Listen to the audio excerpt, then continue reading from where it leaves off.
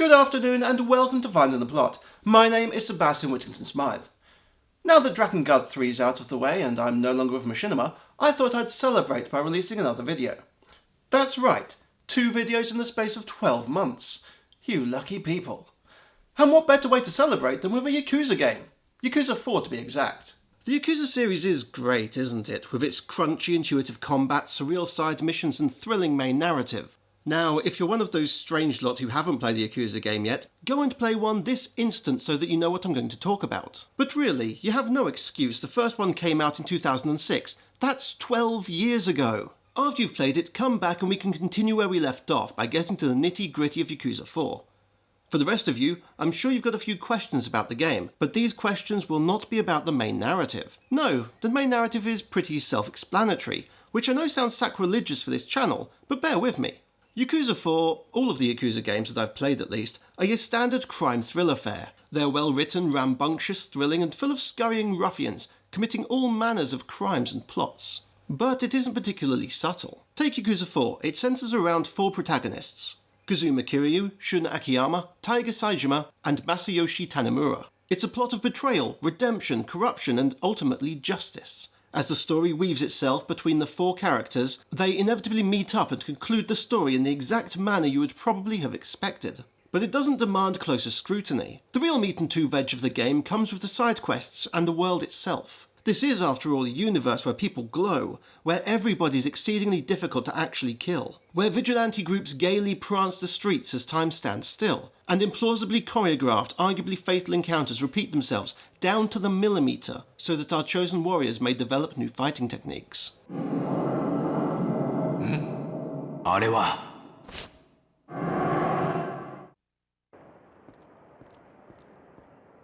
おっと、すみません。言ってえじゃねえかこのガキ。どうしてくれんだ。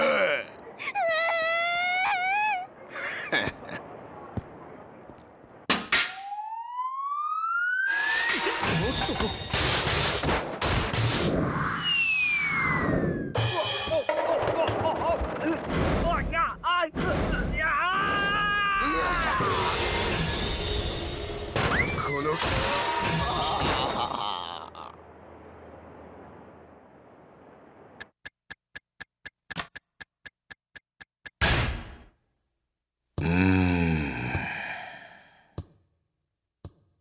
ひらめいた。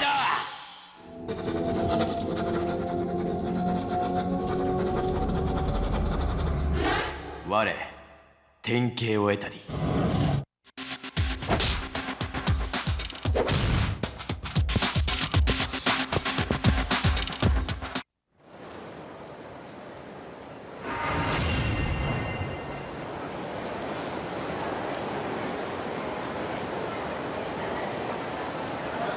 In this world, people can learn new skills by speed carving wood and having their memories uploaded into a combat simulation devised by a legally distinct Doc Brown. There's a lot of strange things in Kamurocho, and that's what we will talk about today. So sit back, relax and drink a nice big bottle of Takara plum wine as we find the plot of Yakuza 4. やるな。いや、こんなの無理です。 You would be forgiven for wondering why I'm so hung up about the side quests, these side stories to use their proper names. After all, side quests are little more in most games than fun distractions, with no real influence on the main story. They're filler, like 95% of the Bleach anime, but in Yakuza 4 they are the bulk of the game. Every one is a unique story with distinct characters, resolutions, callbacks to previous games, and without them there really isn't much to Yakuza 4. But more importantly, without their completion you cannot fight the true final bosses of the game. The Amon Clan.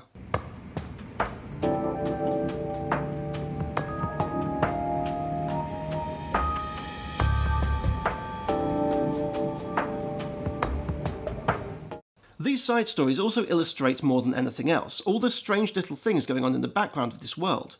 Through completion of the stories and other distractions such as combat training, dating hostesses, running a dojo, digging a tunnel, and finding locker keys to name but a few, you will start to witness things that you would not initially question.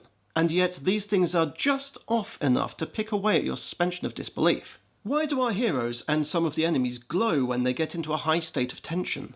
How do people survive this kind of violence?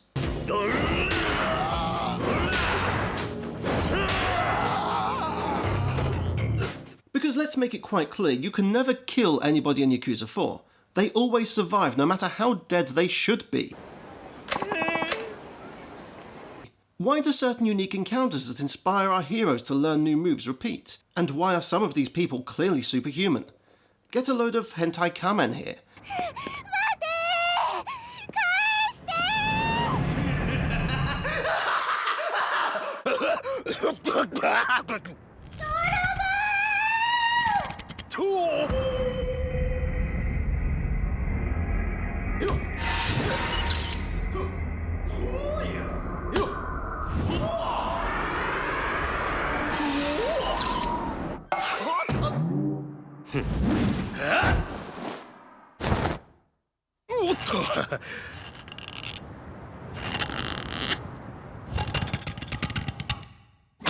And this crouching tiger hidden couple.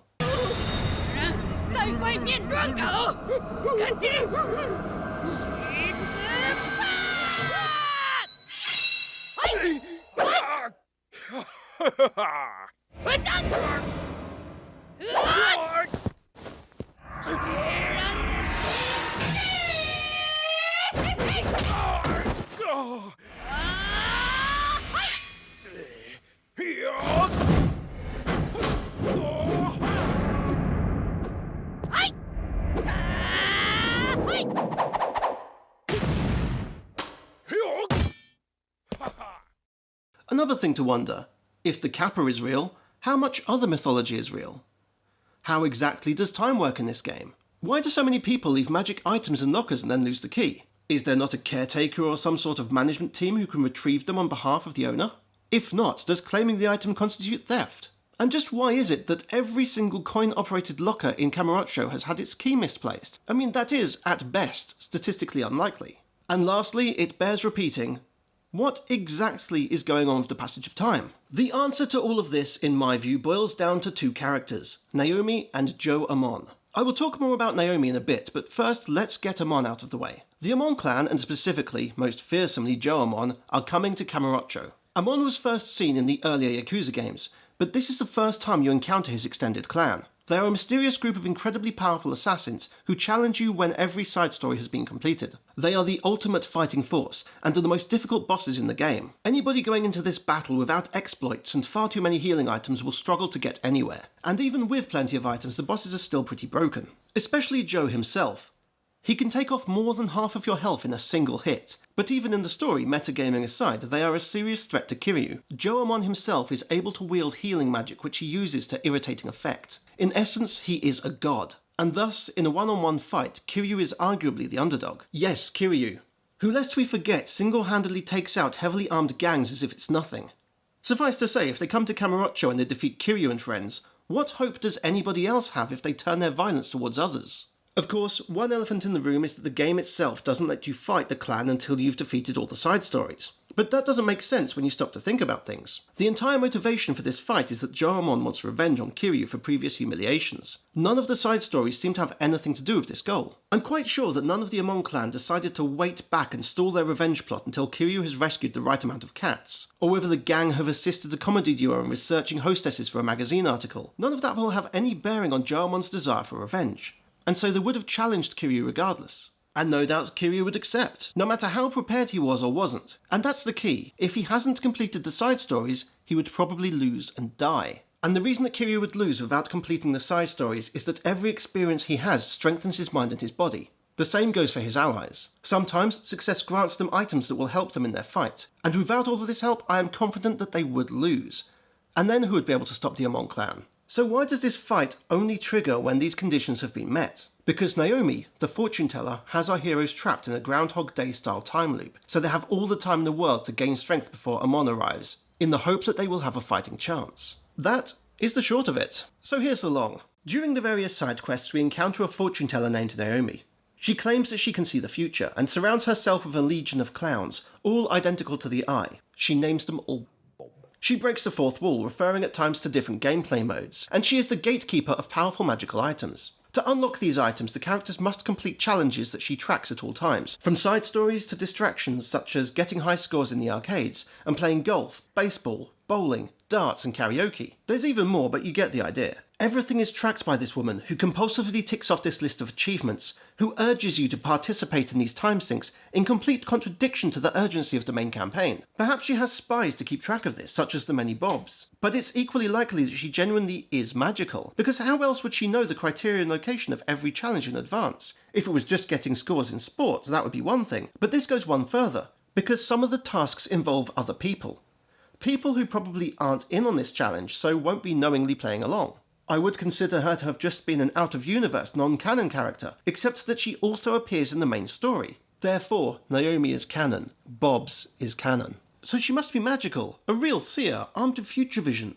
It's not exactly out of left field for this series because we know that magic is real on account of those magical items that populate the game, that actually work, for real. And again, look at how people glow.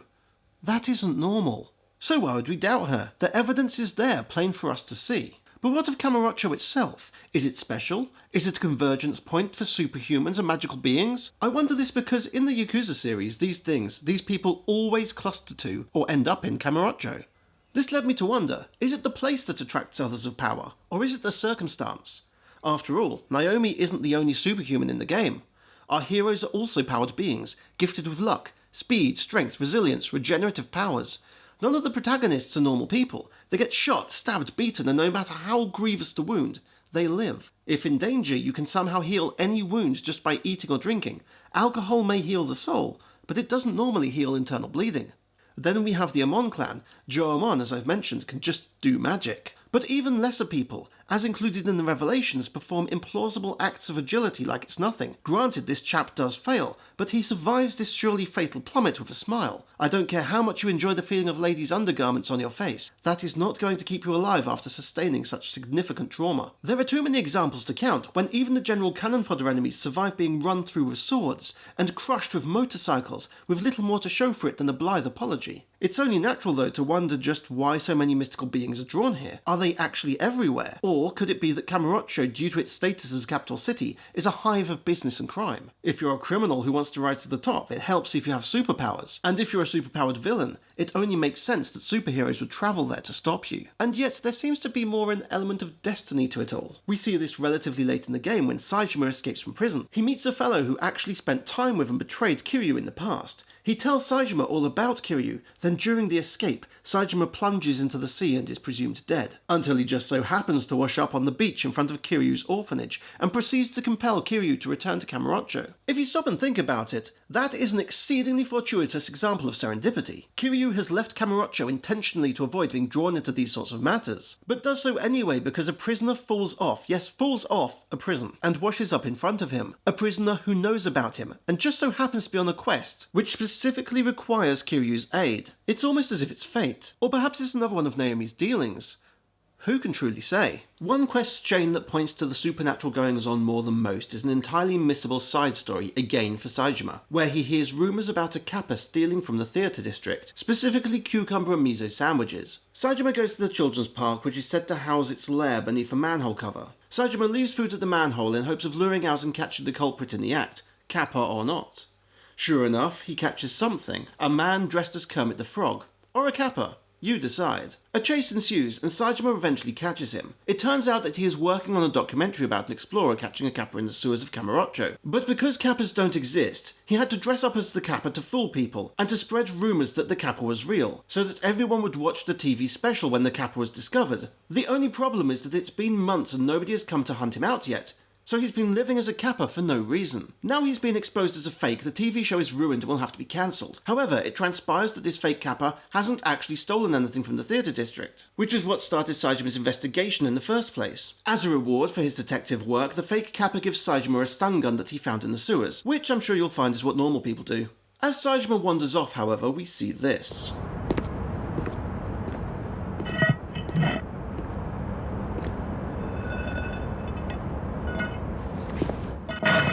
So Kappas are real.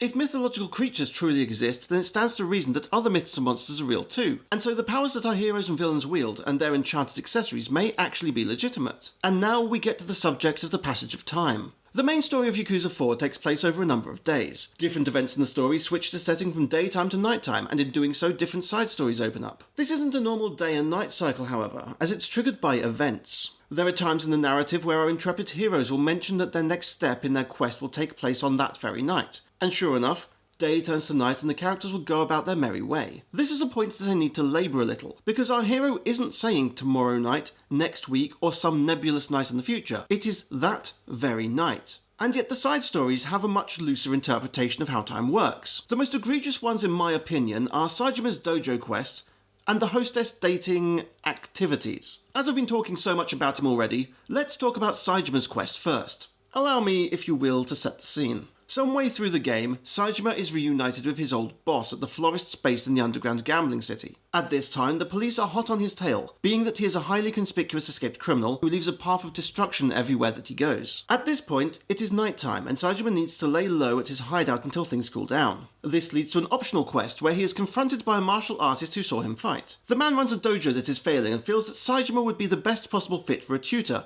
because Sadachi, the owner himself, is a terrible fighter. And he only has one student, which doesn't help the financial status. Sajima agrees and teaches this student, Hideo, to fight in the underground coliseum. This training regimen involves lectures, physical training, and even meetings where they go out for meals to chat. In between, there's sparring, and you may not know this, but I am a trained fighter, who has done well in a number of tournaments back in my youth. I can tell you for a fact that this training regime cannot happen in the space of just one evening. In fact, they do keep mentioning today during this training lark, as in, you did well today. Plus, considering that he regularly sustains beatings like this, Hideo needs time to heal. Days, perhaps. So Hideo rises to power after 15 turns, and then another fighter joins. And then this is all repeated until 4 fighters are fully trained, skilled combatants who are capable of winning the underground fighting tournaments by themselves. After that, they can then team up with Sajima to participate in tag team wars. Not to dwell on the points too much, but he is able to train 4 no-hopers into great fighters who have meaningful character arcs. And here's the crazy thing. While working through Hideo's arc, I got a bit bored and progressed the main story by one beat. I headed back to my hideout like I was meant to, only to discover that some of Sajima's friends have been beaten up by this punk. Well, after that is resolved, Sajima sleeps until it is daytime. The quest objective then specifically states that Sajima will need to head to see Majima that night. Therefore, we know that there is a time imperative for the main story. And yet, this is when he is free to finish all of these character arcs. This can only be possible if somebody such as a magical psychic granny is influencing the very nature of time and space. I don't think I'm being unreasonable in that assumption. Elsewhere in the game, similar temporal confusion occurs. There's the dating aspect with the hostesses, not to mention Akiyama manages to train up a series of hostesses in one night, who again go through their own character arcs and manage to take him many nights of service in less than 24 hours. The dates mention meeting tonight, having a great day, seeing you tomorrow, and they even teleport you with pure sex. And this just happens. The results of these encounters seem to be permanent, with logical character progression, but time never passes, as if held in place to aid our heroes in their quest to become better, stronger, more capable of defeating the ever-approaching Amon Clan. And that's the thing with Yakuza 4. For the entirety of the game, the characters are oblivious of what's coming their way, nor are they aware of the mixed-up passage of time. Their sole focus, in their eyes, is the main story, which is, in some ways, entirely meaningless. It's meaningless because the true point of the game is to become stronger, to beat back Amon for Naomi. That's it. Naomi probably doesn't care about the people you're helping. In her mind, it isn't about making the world a better place for the residents of Kamurocho. Naomi only cares about making our heroes more capable warriors, by strengthening their mind, body and spirit at the expense of everyone else. I know that sounds like quite a bold statement, but there are a few things that point very clearly to this outcome. Let's for instance turn our attention towards the hostess dating and creation in more detail. In both of these situations, they again defy the passage of time in order to allow you to, in this case, manipulate the affections of these ladies. And also in the hostess creation minigame, do the same to the clientele. You have to learn to read what the ladies like and completely give yourself over to wooing them, never replying truthfully unless it just so happens to match up with their desires. You must buy the food that they want you to buy in order to impress them, and in doing so, they fall in love with you. You, who perpetrate this complete lie, taking them on dates and sometimes indulging in combat to assist them along the way. You have all the time in the world to complete these tasks in any order you like, and you can just juggle the women at the same time if you wish, and they will never be any the wiser. Once they have completely fallen for you, they teleport you with the power of implied sex. Yes, they have become so deeply infatuated that they give you not just their heart, but their body as well. And then you never need to see them again. Which as an aside raises more questions. Do they literally teleport you? Or is it a metaphor representing the carnal acts of our characters? If it's a metaphor that represents coitus, then I have even more questions. Not least how one man can sustain the affections of numerous ladies in the space of a day. Regardless of how much protein he may eat, the booze you buy to impress the girls isn't going to help either. I should know.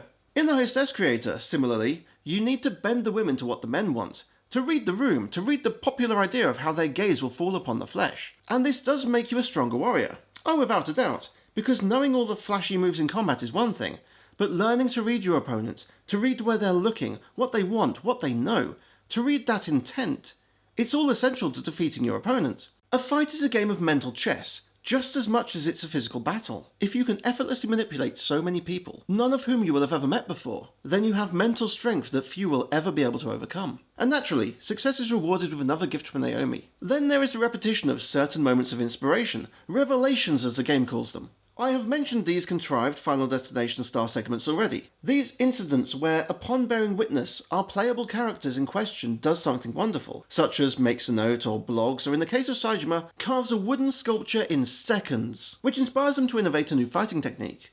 This alone is bizarre enough, but now I shall explain why it is so insidious. If you fail to be inspired, it doesn't matter, because you can just witness it again later. But none of these are especially happy occurrences. They mostly feature a mishap befalling someone, be it domestic violence, an accident, a kidnap attempt, or in the case of this poor man, basically dying, or being paralysed from the neck down.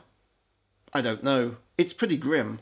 If you fail to be inspired, then it will keep happening again and again until you eventually get it right and learn the skill you need. While some of these situations are unique to a particular hero, some cross over. For instance, all of Kiryu's scenes are just repeats of what other heroes have experienced. This again would not be possible unless Naomi was forcing these events to happen out of sequence. I could understand if these were things that she could not stop, which were destined to happen at some point. But the possibility that she has engineered events so that our poor victims suffer, sometimes twice in two distinct instances, heavily suggests that she does not care for the health or well-being of any of the people of Kamurocho. Because, as we know, Kiryu is the last person on the scene, so there is no way that he would have been able to witness these events at the same time as the others. So no, Naomi does not care.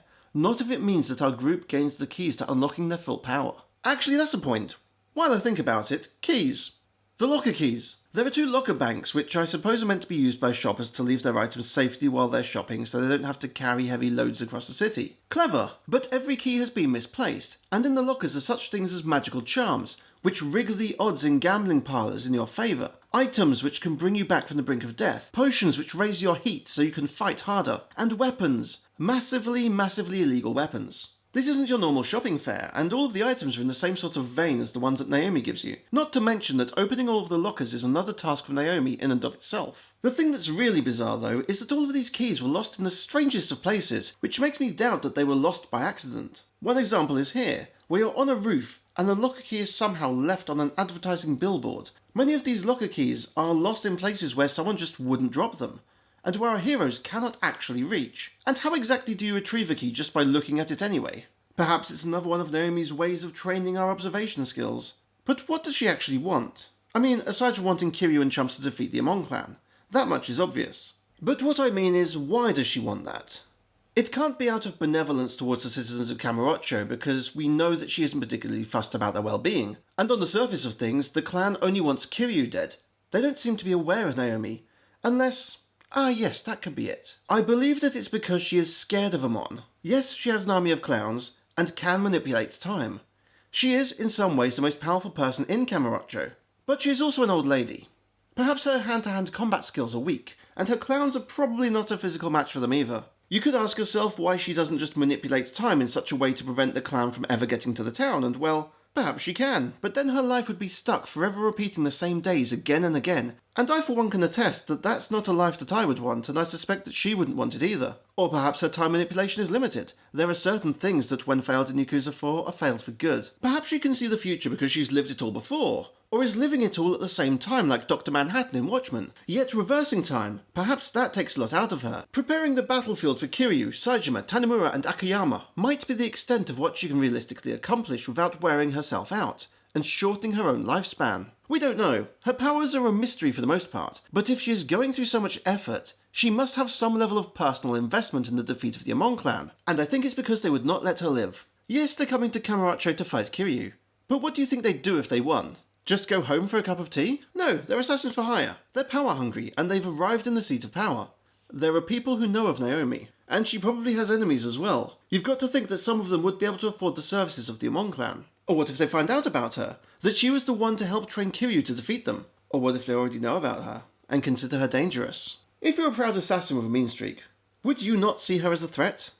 Someone who can manipulate time, see the future, has conspired against you already, and has a clown army. That is quite important too. Of course you'd see her as a threat.